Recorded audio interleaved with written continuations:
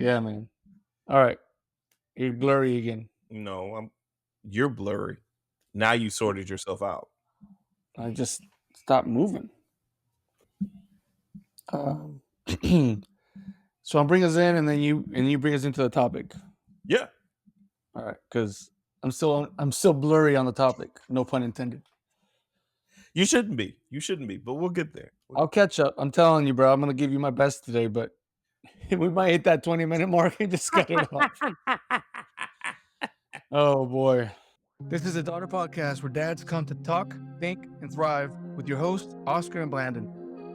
Our mission is to cultivate a community of strong, mindful, and present fathers. We want to curate honest conversations with all men, but especially those who have the honor of raising daughters. Hey everyone, welcome to the Daughter Podcast. I am Oscar here with Blandon on the other side. What's up, man? Man, it is a glorious Sunday. I spent time with my family. We had a very good weekend. And also, go Rangers. I The see that. first Sunday game in September, and we won. So I had to represent. Yeah. Good for you. I'm sure they really appreciate it. Go ahead and have them send you a paycheck. Hey, if they want to. I mean, but I'm still going to For support sure. them regardless. Still going to support regardless. We are not sponsored by the Rangers, but we will gladly take that sponsorship anytime I they're ready to do that. absolutely will take a sponsorship from the Texas Rangers. World Series champions. Yes, we will do it. I'm waiting for the phone call. Nope, not happening. All right. Yeah. That's But good. anyway, So good Sunday. yeah. Girls are all good. Well, yes, the girls are recovered. So we Recovered. covered this in a couple of episodes back. We are back to school. You guys are back to school. But the not so fun part of back to school is the kids being around other kids. And if you did not know, which I know you do know, other kids are like germ magnets. So we've been dealing with sickness in the house. First, my oldest, then my youngest, then my oldest again, off and on ever since they've gone back to school. That's what we'll be talking about today. We'll be talking about how do we handle sickness, illness in our households. Yeah.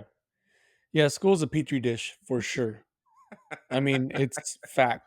They Yeah. go to school. I think I started to calculate around the second week. So I tell my wife, I'm like, second week, here we go. And then we're dealing with sick kids, one I'm or telling you. both. And then it just circles around the house Yeah. forever and ever. Yeah. And it's part of it how we deal with it, right? So how do you deal with the kids sick at home? Do you like get all suited up, look like that one movie Contagion, and go deal with your kid, or how does that go? I still have like serious trauma from that movie Contagion, right? Because then I felt like we were living it out in the pandemic. That's But right. we were.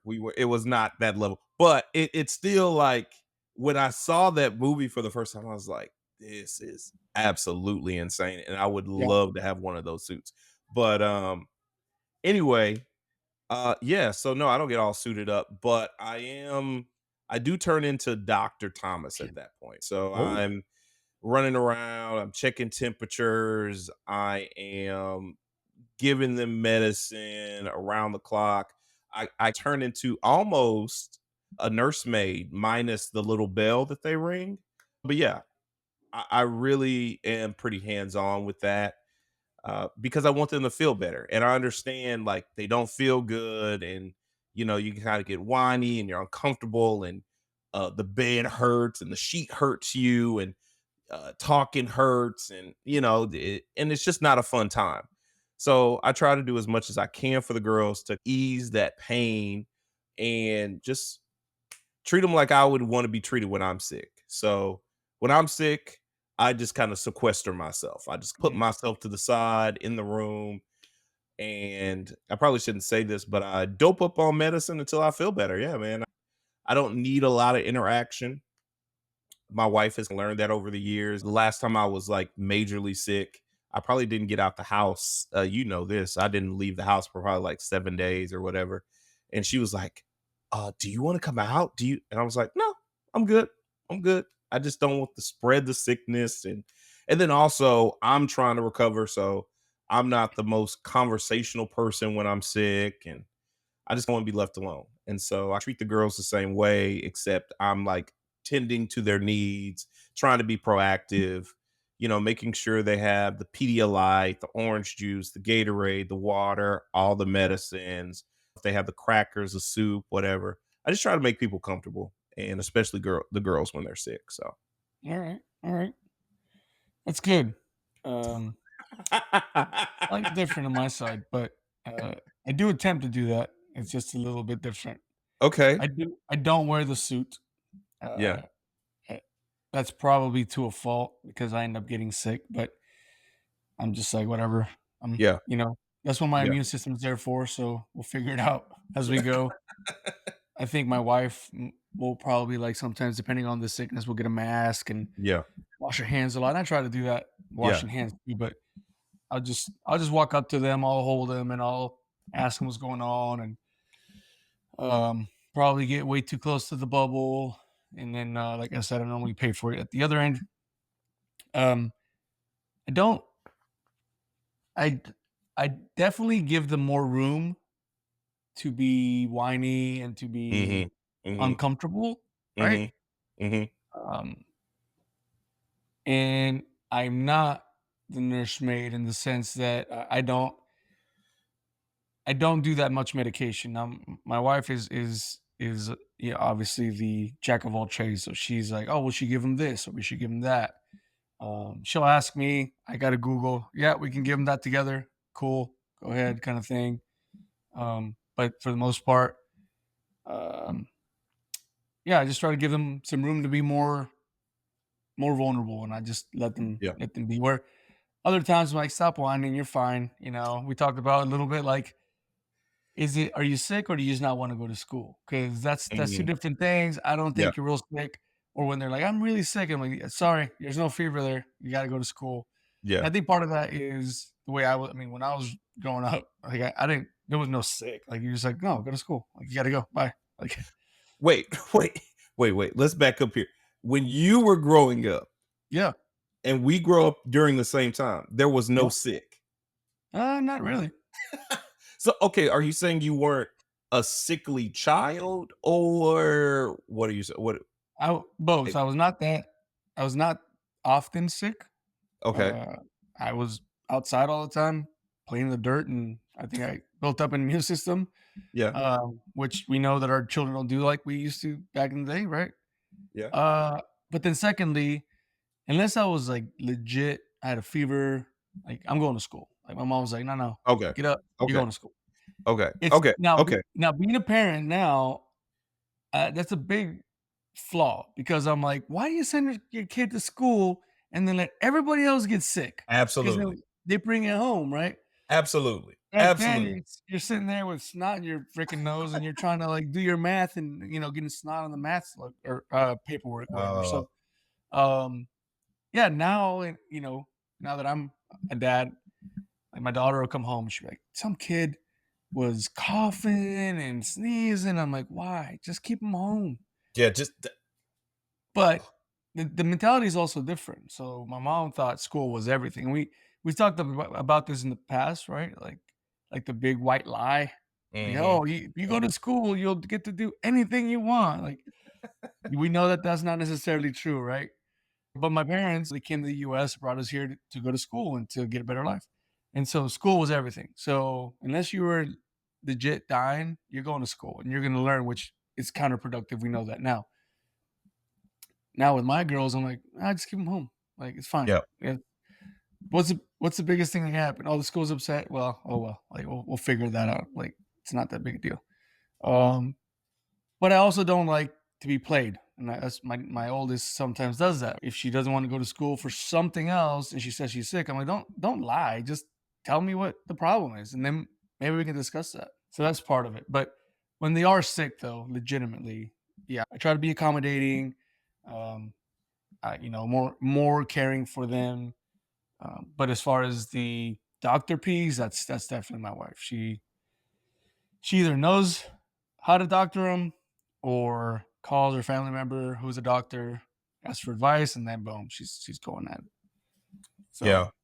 I'm not a Yeah. big proponent to medicate everything though, because a cold, as you mentioned, it's viral, so it's got to run its course.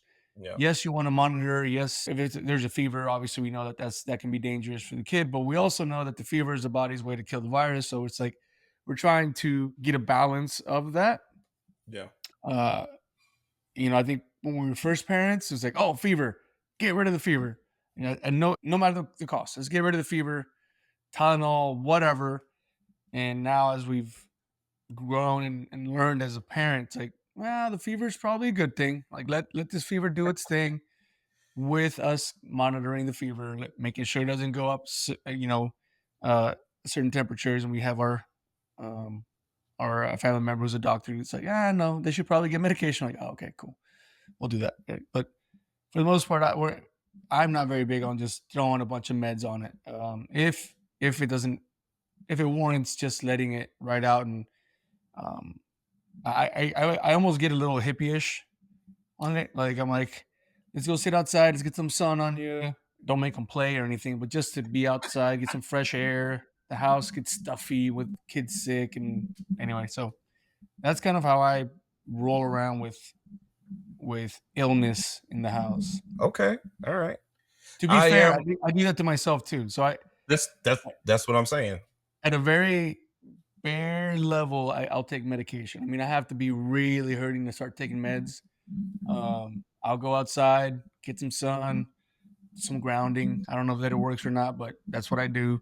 And then I'll go back inside and sleep off a little bit. And I'm kind of like you. I just hide myself in a corner and just not get anybody else sick. And luckily, I live in a house full of beautiful, generous girls, and they'll come over and help me out, and kind of baby me a little bit. So that's kind of nice. Yeah, that's always a bright spot on it when the girls see that you're not feeling well and they want to help out, and Yeah.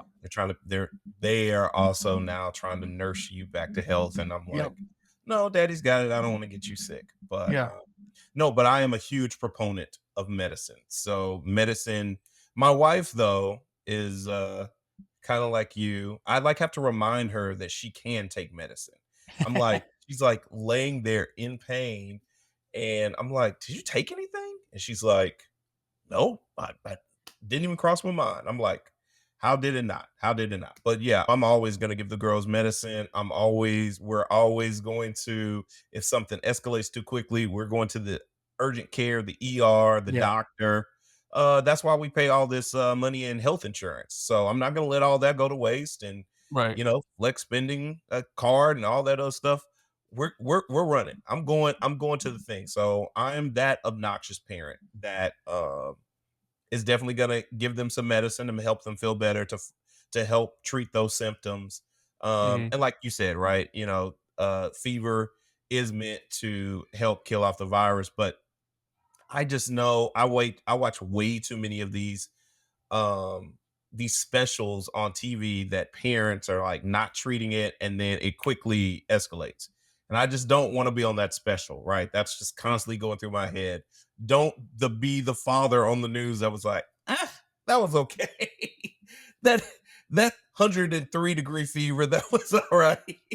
I don't want to be that guy, okay? Not me. But you go ahead. You go forth with that. But I'm over here, they're gonna get all the medicine, all the Tylenol, ibuprofen, Yeah. that's age appropriate, right? And we also have medical professionals in our family, Yeah. nurses, and so I call them up. My sister is a nurse. She's been nursing for over 20 years, and I always call her up and check with her and see if something is doctor worthy, emergency Right. worthy, so to Right. speak. Right. Or and she's like, and sometimes she'll give me the advice, hey, like you're doing all the right things at home. You probably don't want to take them to an emergency room where they can just have some more germs, Right. pathogens around them. So just treat it at home, and they're just gonna tell you to give them Gatorade Yeah. Yeah. and keep watching them, keep them with fluids as long as they can keep stuff down. They're okay. But what you did mention is one of my hugest pet peeves. It is parents sending kids to school knowing that they're sick and Yeah. knowing that they had a fever when they left the house, and they gave them medicine for the fever to bring the fever down just so they could go to school. Right. Right. I I that really grinds my gears, and I get livid behind that because one of our early incidents with being sick at school was with my oldest, and a parent knowingly sent the child the kid had been sick all weekend. Like, Mhm. and so it's like, okay, so this wasn't something that just popped up Monday morning. The kid was sick all weekend. You sent the child to school. They were in my daughter's class, and then all of a sudden, like, now my daughter comes home. She has this really high fever. She can't keep anything down. And we go to the urgent care, and she's like super dehydrated at this point because she can't keep anything down. And they're Yeah. like, what in the world is going on? And it was just like this really severe stomach bug, the Mhm. stomach virus. And so they're having to give her medicine just so she can keep water down at this point. And so I was just super angry when I found out, because we kept, Yeah. of course we kept her home. Yeah. And so then the teacher was notified, and they were like, oh yeah, the parent knew. I was so, bro. Yeah, man, but I mean, I don't know what the situation there was, but Right. not everybody has the luxury of not going to work, right? It's unfortunate, but, like, you see it in daycare all the time. You got to make Yeah, that sacrifice though. You got to make that y sacrifice, because just because you need to go to work, so to speak, your child needs you home. They don't need to yeah, be yeah. sick like at school with other kids. You got to think of other people outside of yourself. Well, yeah, but maybe they're thinking of their kid. I gotta go make some money. Like, look, Yeah, man, like, while your kid is dying in school? I see it in daycare. Like, luckily, we don't have to take our kids to daycare, but when we did, like, you'd see it, and people were just trying to make ends meet. So they have the kid in daycare. Maybe they're a single parent. There's no one for them to drop the kid off with or whatever. And I'm not saying it's the right thing to do because you're right. Like you're just you may be not only making it worse for others, you may actually make it worse for your kid because maybe they're not going to recover like they Uh, could, and so on and so forth. right. But if it's a matter of I've got to go to work, I can't get fired, like I'm an hourly employee, right? So that's you've been an hourly employee, like you miss hours, you miss money. That's just the way it works, right? Right, but you also, I mean, I don't know their situation, but you got PTO, you got a sick day too. Like, say, call in and Maybe say, you don't. I can't go in because, Yeah.